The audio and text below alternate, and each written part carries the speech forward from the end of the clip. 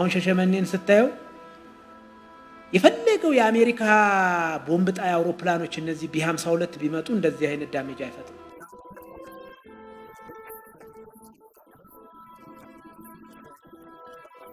መረጋጋት የምንደራደርበት አይነት ሁኔታ አይደለም። ምናልባት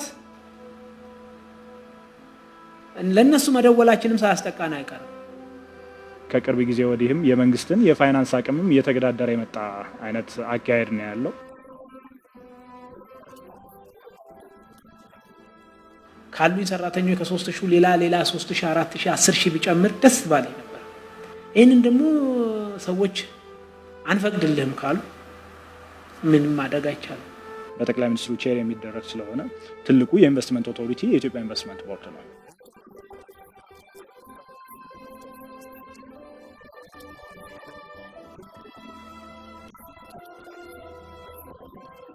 ሲስተማታይዝድ መሆን መቻል አለበት። ሁለተኛ መጠናከር መቻል አለበት።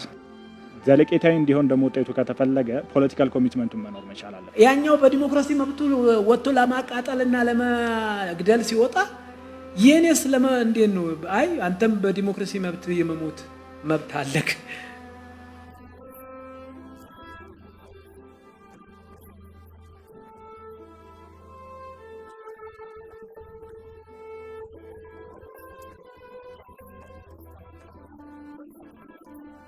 በቃ ለኔ እየሞተ ያለው እሱ ነው ይላል።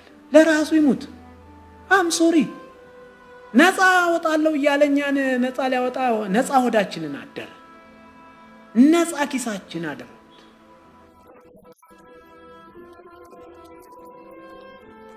ግን እኔ አንድና አንድ ብቻ ነው የምነግርህ፣ ጠንካራ መንግስት ፈልጋለሁ።